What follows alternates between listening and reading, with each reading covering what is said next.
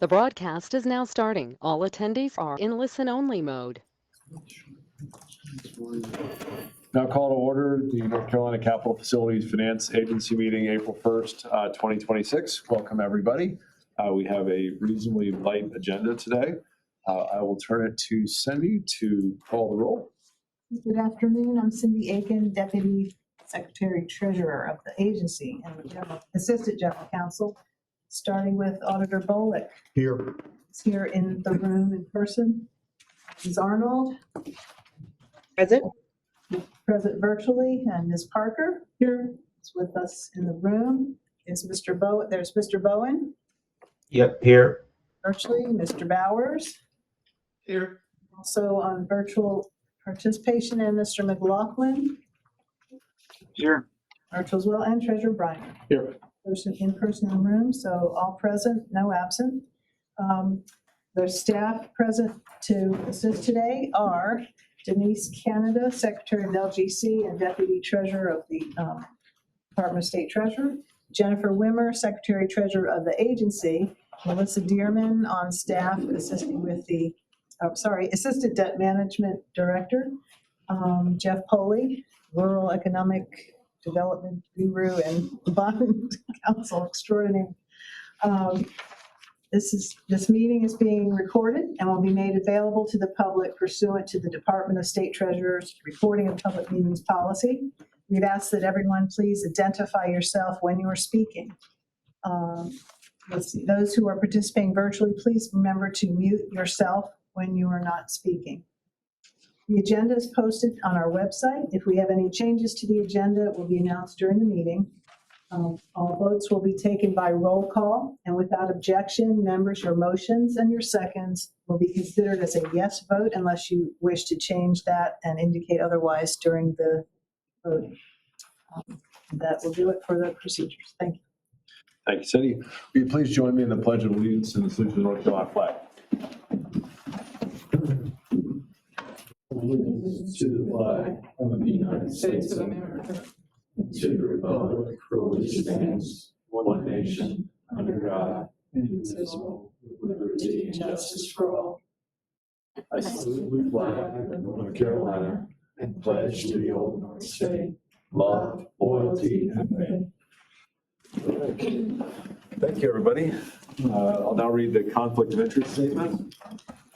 Please take a moment to review the agenda. Agency members are reminded of your duty to avoid conflicts of interest. Does any member have an actual or potential conflict of interest with respect to any matter on the agenda today? Okay, hearing none.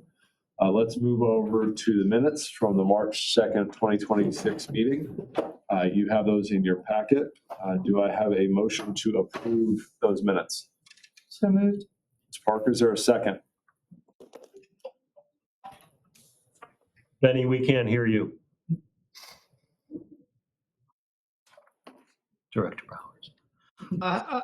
I have a concern on the minutes, and it concerns. Mr. Bowers, can we get a second on the motion before we begin discussion? Would that be okay? Just to keep it in order here. If that's the correct order, yes, sir. Thank you. Is there a second for the motion? Second. Thank you, Honorable. So now for discussion, over to you, Director Bowers. We passed a resolution for financing guidelines after a lot of discussion, and I just want to clarify what it does. For me, I thought my interpretation was that our normal procedures were still there as far as permitting a bullet, something that is not usually by many considered that permitting bullets, bidding. I didn't know that the only things we were going to look at in approving an issue were these guidelines. I thought these guidelines were going to extend our approvals to allow for charter schools or lower credits to come through with certain things and certain things that we had to see in order to approve.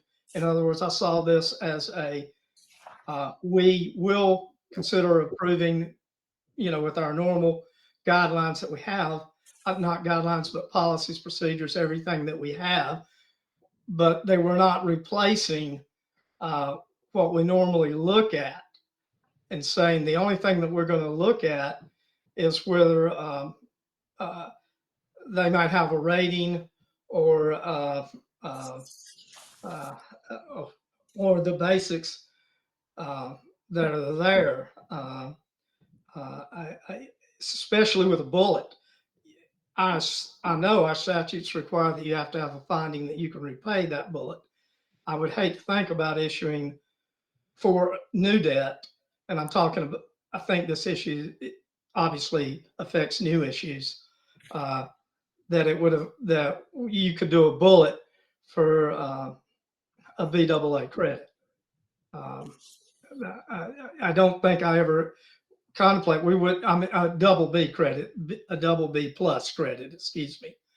I think we were trying to extend ourselves so that we could consider units that we normally weren't considering, allowing more units to participate, but not changing our normal requirements for participation of any obligor. I just need clarity as to whether it's appropriate to ask and be concerned and expect something that is very, very unusual when it comes up, such as a bullet.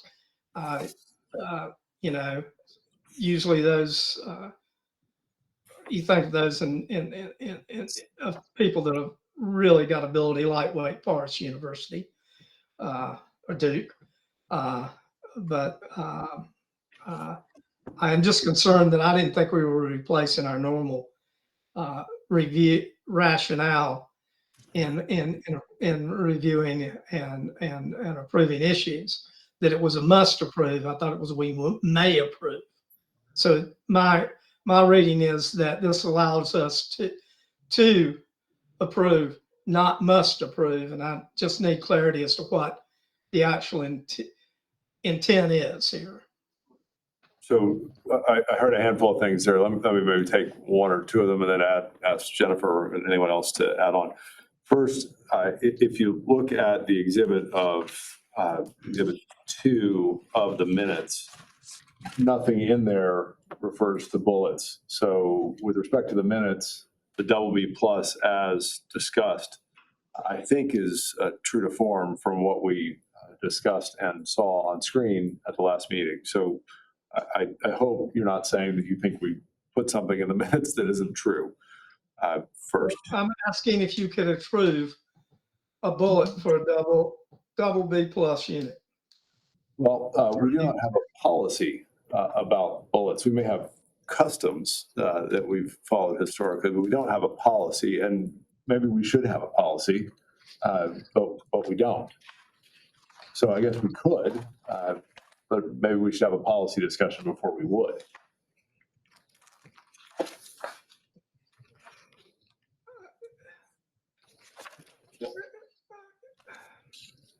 Okay. Add to that? Are Director you Bowers, are you saying that or would you be saying that if a unit comes in with a double B plus rating and a bullet maturity, that that is something that must be approved? Director Bowers, no, we are not saying that. These guidelines that were voted on were in addition to what we had already had that we would look at. The reason that the guidelines were there is because those particular borrowers were never coming to the agency in prior years. So when they have started to approach us, we wanted to make sure that we had, again, additional guidelines for those entities that had never come to the agency before. So that is completely different than a bullet for someone that we're going to be speaking about in a few minutes that is not of those credits. So to your question on a double B plus asking for a bullet, okay, so before we get to the new guidelines, we would have to make determination that they could pay, to your point, in the statute, that obligation. And with a double B plus, that may or may not be accurate, and that would be the first question. So it works on flexibility based on the borrower, but not necessarily it must be done. So that is not what we're going for the additional guidelines. And then for a new financing, we could still ask questions that say, the questions and concerns that we normally have concerning where they are in the bid and permitting process. Correct. That is wonderful to hear. On my Sorry part. for any confusion. For my own personal perspective, a bullet and double B plus is probably beyond where we want to be from a risk perspective. But I would ask the staff to do their work and evaluate it when we see it. Ask a question, Betty Parker. I don't recall in that guidance we just considered, and I'm not as familiar with the entire body of policy that's out there, but I don't recall seeing anything that specifically identifies the financing structures that are allowed to come forward. So anything can come forward, Yes. but through the lens of the requirements of approval, those are the tools we use to determine if we're comfortable with the variety that may come before us. Is that correct? Exactly. Understood. Thank you. Okay. Any other discussion on the minutes? Okay, hearing none, please call the roll. Okay, for March minutes, we have the motion Parker, second Bullock. Ms. Arnold?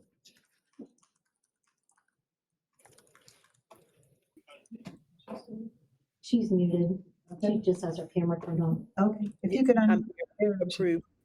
Thank Approve, you. thank Mr. Bowen? I mean, I wasn't at the last meeting, so I should abstain from approving the minutes. You don't need, you don't have to.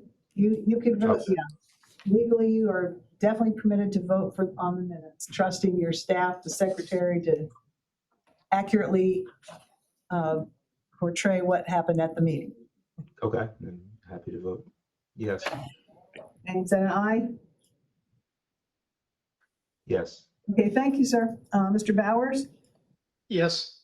Thank you. Mr. McLaughlin? Yes. And Treasurer Briner? Yes. Okay, motion carries.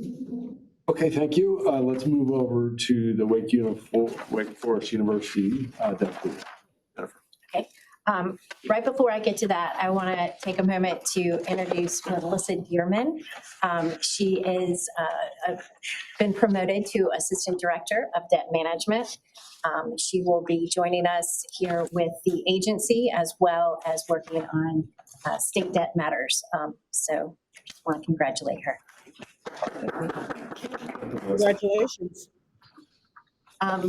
For the one transaction that we have for approval today is the Wake Forest University refunding of not to exceed $150 million. This was originally a bond issuance in 2016, and they were financing academic buildings, residence halls, and wellness center and campus improvements. So we've gotten a couple of questions, as Director Bowers has already pointed out. Normally, the refunding of not only agencies, but most of the time, local government issues are for a matched maturity as well as the level savings. But with this and with the market as it is, the university is asking for a flexibility on their structure when it comes to market. So they have put either a 10-year bullet or a matched maturity structure with annual savings. The question that came up with a bullet, and that is no amortization, and at a 10-year, they pay the entire amount. is verified that with their endowment and funds on hand, that they actually have the funds to pay this, which is how we can find the feasibility in order to even look at this structure as a valid, request. So with that, I think we're looking to a motion to approve. Is there a motion to approve? Is that a motion to approve, Mr. McLaughlin? Yes, motion to approve with discussion to follow. Yes. Thank you. Is there a second? Second. Second. Parker, okay. We'll now discuss the motion. Mr. McLaughlin, do you want to go ahead? Yes, for the staff, and I apologize for not getting this to you sooner, and congratulations on getting a new applicant to the process and for a high volume. But I noted that this is a 10-year period since the first debt was issued. Was any of the principal on the earlier debt paid for, or is just carrying forward an old debt with a new bond? Director McLaughlin, yes, they had been making payments for the first 10 years. So this is a refunding opportunity at a call date. They're just looking now for whatever structure benefits the university and their plans at this time. So principal payments have been made, and it's just a refinancing Correct. or refunding. Thank you. Well, it is. Feeny Bowers with a comment. It is more than it is. The two alternatives result in about the same savings for the university. One of them can be achieved in 10 years. One of them can be achieved in 20 years. The normal structure would take 20 years to achieve. The difference here is that part in the 10-year approval, part of the savings is due to interest rate savings, and part of the savings is due to restructuring the bond through reducing debt service by not making principal payments. In this case, you're not doing something to exceed what you couldn't do in a current refunding. Straight up, maturity to maturity matching. They're very, very close. One takes 10 years to achieve, one takes 20 years to achieve. The 20-year involves, like I say, a restructuring as well as a traditional refunding for interest rate savings.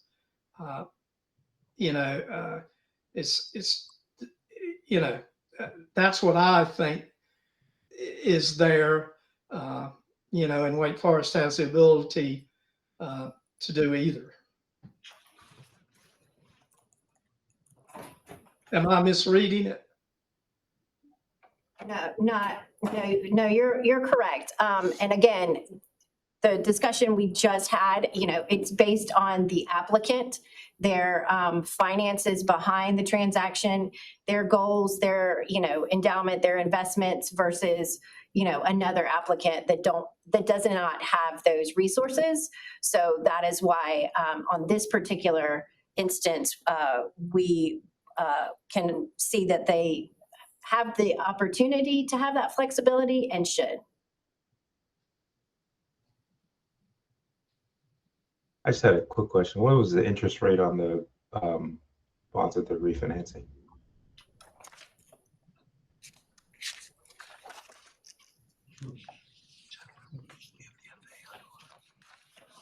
If I could ask the financial advisor who is on the line to be able to be unmuted and answer.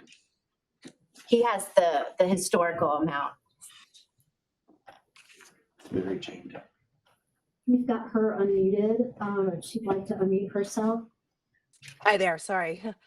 So the interest rates range from 3% to 5% across different maturities. Mary Jane Darby. Thanks. Any further discussion on the Wake Forest matter? Got one quick question. This was the first one where I noticed alternative financing structures for our approval, and I wanted to thank staff for helping me understand that prior to this meeting. I understand that current market conditions make this a viable option. Some of our more well-positioned borrowers that we've worked with could take advantage of. So although it hasn't happened a lot, I understand that we have the authority to approve both in one. If we're satisfied that the borrower can cover both in one, would you expect that we may see a few more of these given the current market conditions within that sort of certain borrower level that the agency's entertained before? Only in the tier of units that have those additional endowment funds or things like that that would have a high credit rating and would be of those tier. Right, and with this arrangement, regardless of the borrower, once they've elected, is there a formal notification process to sort of backstop what the board has approved so that we know going forward we approved it, but they chose the one option? It's unlikely that they would split it between the two options. They would not split it, but we can use this as an example of a miscellaneous non-action item that can be reported at a later meeting. That's a good idea. So that going forward, we'll have sort of a process without a policy. Understood. Yes. Understood. Thank you. One point. Meet these on one hand. Understood. I haven't been here long, and when there's no procedure, Sure. I'm going to ask to understand the procedure. Absolutely. Thank Please you. do. Director Bowers. Just one point that I would make, and it's in Wake Forest's favor in this case. Their current refunding, if they wanted to do it today, straight up the way, purely for interest rate savings, and I saw the FA's run, so I have to note that, produces a little over 5% savings. Straight up interest rate, normal refunding. In this case, we're doing a restructuring for savings so that they can get the same 5% or more savings in 10 years versus 20 for them. It's important. It was impressive to me to note that they weren't trying to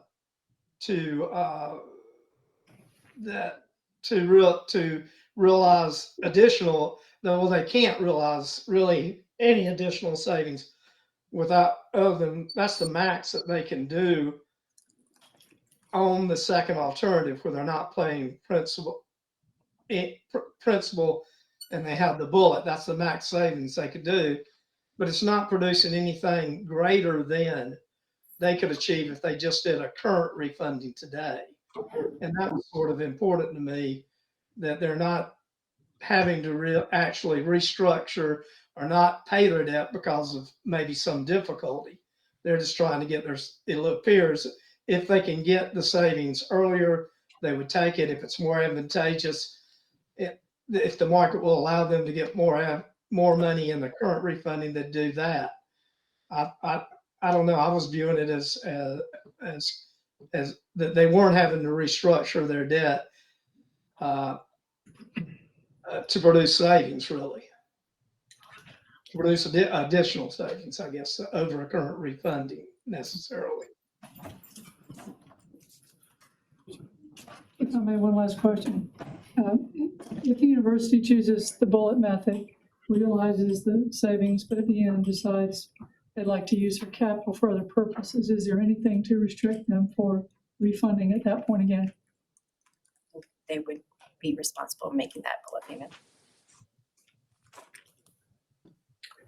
Okay, we are running up against the LGC meeting, and I want to make sure that we hear all concerns, but also do this expediently if we can. So unless there's other discussion, I'd ask for the roll to be called on the Wake Forest University matter. Already Wake Forest University, the motion was McLaughlin, second by Parker. Auditor Bullock. Aye. Thank you. Ms. Arnold? think you're muted, but it looked like you said aye. Okay. Yeah, thank you. And Mr. I'm Bowen? sorry. Yes, I Okay. did. Thank you. Thank you, ma'am. Mr. Bowen? Aye. Thank you. Mr. Bowers? Yes. Okay, and Treasurer Brunner? Aye. Motion carries. Okay, thank you. The only remaining item is a motion to adjourn. Do I hear? So such a moved. motion? Is there a second? Second. We'll do it by voice. All those in favor, aye. Aye. Aye. Anyone opposed? Aye. Thank you very much. Appreciate it. We're Thank adjourned. you.